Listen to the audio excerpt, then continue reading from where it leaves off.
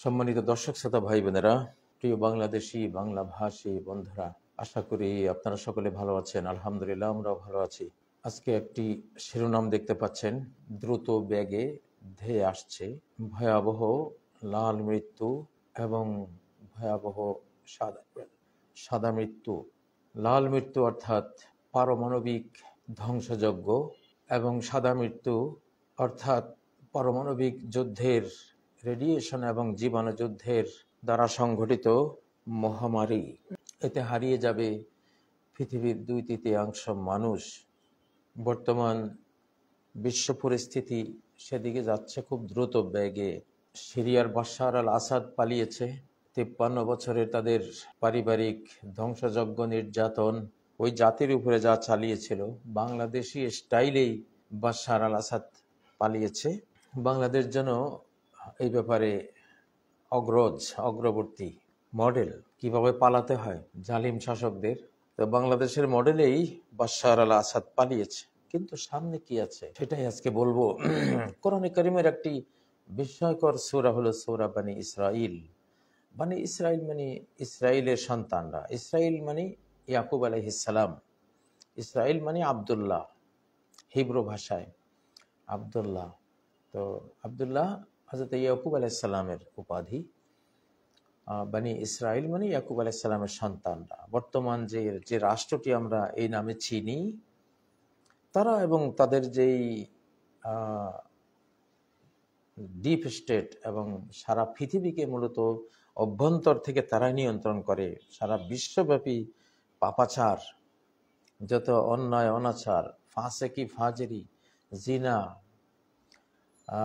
LGBTQ এবং নানান ধরনের যত রকমের পাপাচার অপরাধ আছে বিশ্বব্যাপী, এগুলো সব তারাই নেতৃত্ব দিচ্ছে। তো সূরা বনী ইসরাইলের মধ্যে 16 নম্বর আয়াত লক্ষ্য করুন, যেন তারা যেই যুগে পৃথিবীকে ক্যাপচার করবে, নিয়ন্ত্রণ করবে, জাতিসংঘ তাদের বিশ্ব স্বাস্থ্য, তারা যখন বিশ্বকে নিয়ন্ত্রণ করবে, পাপাচার দিয়ে গোটা পৃথিবীকে নাপাক করে দিবে, তখন কি হবে? সেই সূরারই তাদেরই কর্মযজ্ঞ এবং অপকর্মযজ্ঞ এবং তার ফলশ্রুতিতে যে ধ্বংসযজ্ঞ আসবে তার প্রতি ইঙ্গিত এই আয়াতের মধ্যে। 16 নম্বর আয়াত সূরা বনী ইসরাইল। ওয়াইজা আরাদনা আন নুহলিকা ক্বরিয়া, আমি যখন কোন জনপদকে ধ্বংস, মানে এমন ভাবে মরে গেছে যে তার ছেলে মেয়ে, মানে তার আর বংশ নেই, বংশ শেষ, নির্বংশ, হালাক হলো এই ধরনের ভয়াবহ ধ্বংস।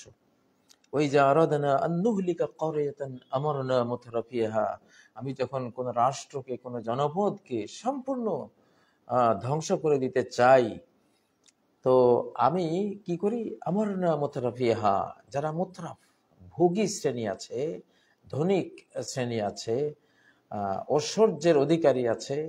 আজকে বিশ্বের 99% সম্পত্তি 13টা ফ্যামিলির হাতে রয়েছে।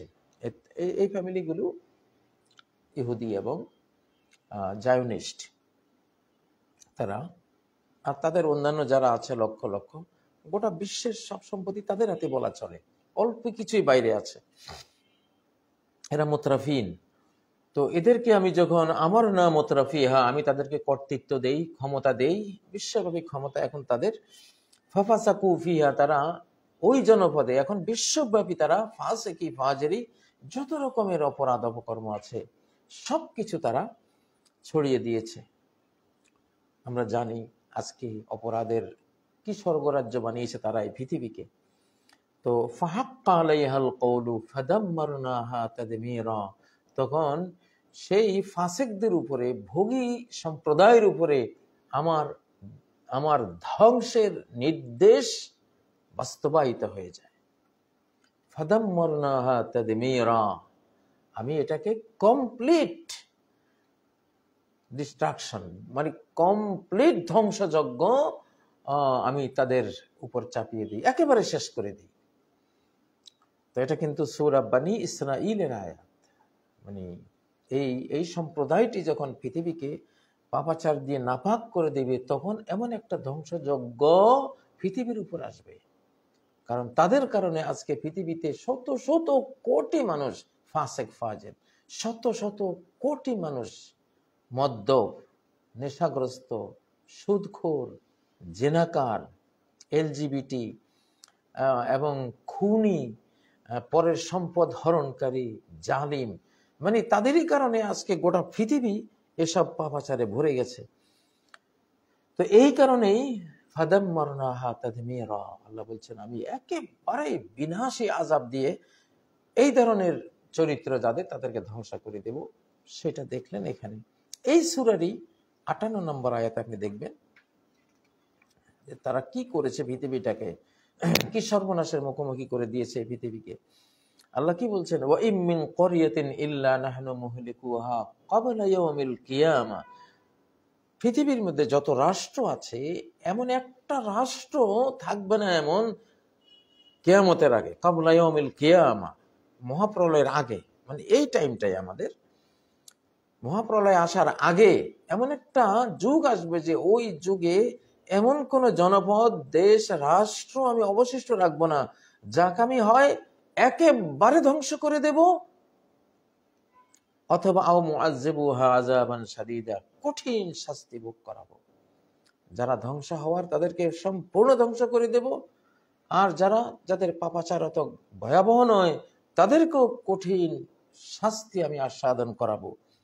এই সূরারই আয়াত, এই সূরারই এই বনী ইসরাইল সূরার সর্বশেষ ১০৪ নম্বর আয়াতটি নিয়ে আসছি। ফাইজা জাআ ওয়াদুল আখিরাতি জিনা বিকুম লাফিফা, যখন এই বনী ইসরাইলকে সর্বশেষ শাস্তি দেওয়ার দিনক্ষণ ঘনিয়ে আসবে, জিনা বিকুম লাফিফা, আমি তোমাদেরকে সংঘবদ্ধ করে নিয়ে আসব। লাফিফ বলা হয় বিভিন্ন গোত্রের মানুষ এক জায়গায় একসাথ হওয়া। বর্তমান যে রাষ্ট্রটি আছে বনী ইসরাইল, তাদের এটা মানে আমেরিকা থেকে, ইউরোপ থেকে, অস্ট্রেলিয়া থেকে, রাশিয়া থেকে, মানে চতুর্দিক থেকে এসে ওখানে জড়ো হয়েছে, এটা হলো লাফিফ। সেটা হয়েছে, তো এটা ধ্বংসযজ্ঞের আগে এমনটা হবে। তো প্রিয় বন্ধুরা, আসলে তারা পাপাচার পৃথিবীকে আবিষ্কার করে দেখিয়েছে, আর আমরাও কোটি কোটি শত কোটি সংখ্যায় সেই পাপাচারে আমরা ঝাঁপিয়ে পড়েছি। আজকে সুদ গোটা পৃথিবীকে ছেয়ে ফেলেছে, জিনা গোটা পৃথিবীকে ছেয়ে ফেলেছে, আজকে এলজিবিটি, আজকে যে এগুলি মানে কমেলুতের অভিশপ্ত যেই কর্ম, এই কর্ম গোটা পৃথিবীকে এখন ঢেকে ফেলেছে, এবং অন্যায়, অনাচার, জুলুম, খুন এগুলো গোটা বিশ্বে ছড়িয়ে গেছে। সৃষ্টিকর্তার থেকে মানুষকে দূরে সরিয়ে দেওয়ার নতুন নিউ ওয়ার্ল্ড অর্ডার, বিশ্ব ব্যবস্থা, এবং সর্বক্ষেত্রে কর্পোরেট এবং মাফিয়ারা মানে এক অপরাধের মহারাজ্যে পরিণত করেছে এই পৃথিবীকে। তো অতএব এখন ধ্বংসযজ্ঞের জন্য আমাদের খুব অল্প সময় আমরা পাবো, এর সাজা আমাদের উপরে আসতেছে। সেটাই আজকে আমি বলেছি, লাল মৃত্যু এবং সাদা মৃত্যু। এটি হযরত আলী রাদিয়াল্লাহু তাআলা আনহুর একটি হাদিস।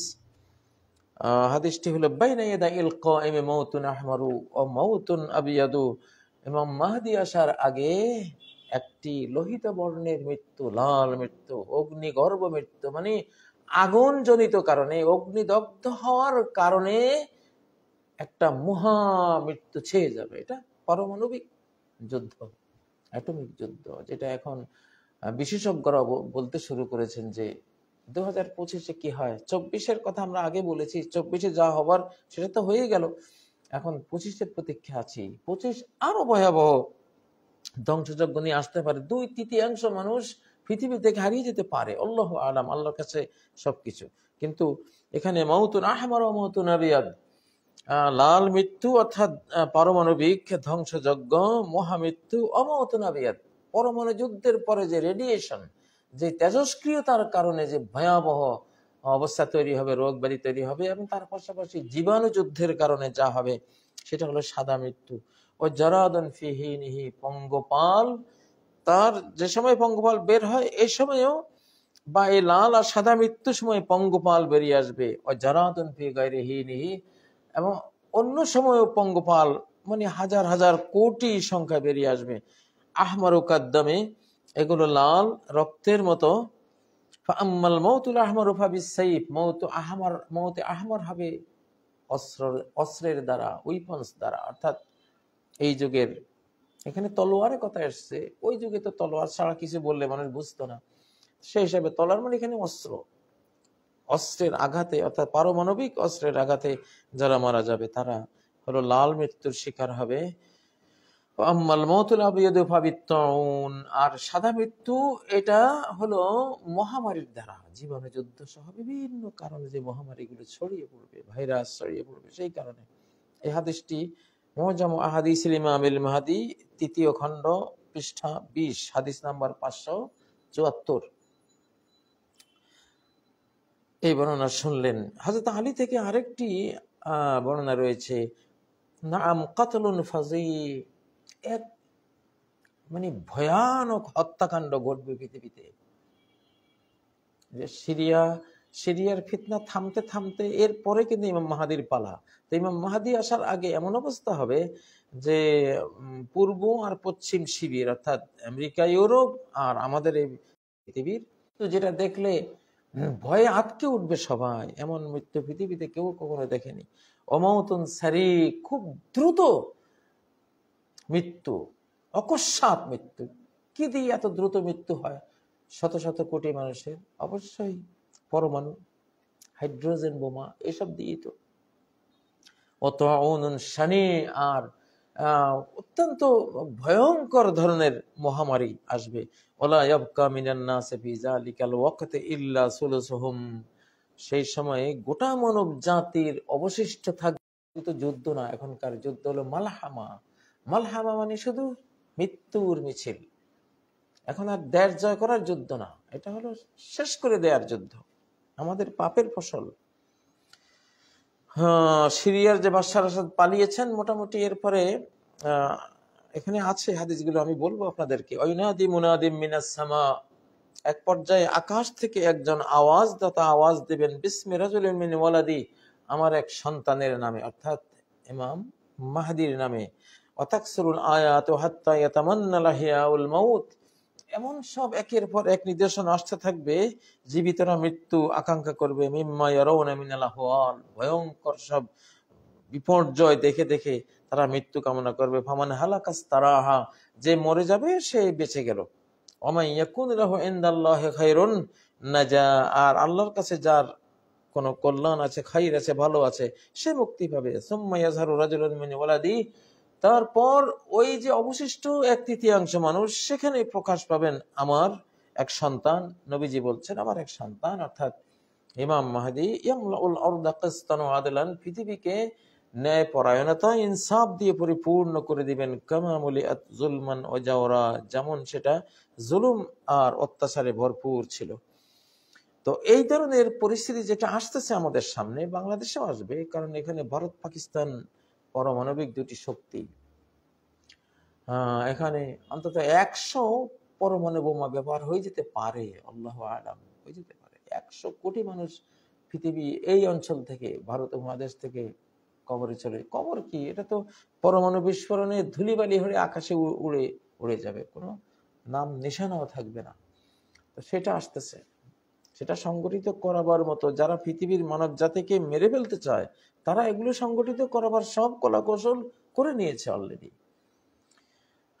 বোকা মানুষ তো বুঝবেও না যে পরমাণুর যেই মানে বাটন তার হাতে রয়েছে, এটা যে কিভাবে কি কি হয়ে যাবে এটা তারা টেরও করতে পারবে না। জলে স্থলে সর্বত্রই তো এটা ছড়ানো আছে। এখন যে জাতি পরমাণুর আক্রমণে ধ্বংস হয়ে যাবে, তারা আরেকটা জাতিকে যখন দেখবে যে ওরা তো বেঁচে আছে, তাহলে আমাদের পরে তারা তো পৃথিবীকে শাসন করবে, তখন ওই হিংসায় ওই নিরীহ নিরপরাধ জাতিটাকেও মেরে দেবে। ওরা মরছে যখন, তোরা আমার, তোরা থাকবে কেন? এই অবস্থাটা আসতেছে পৃথিবীতে। তওবা ইস্তেগফার করে আল্লাহর কাছে ক্ষমা চেয়ে সবার রেডি থাকার সময়।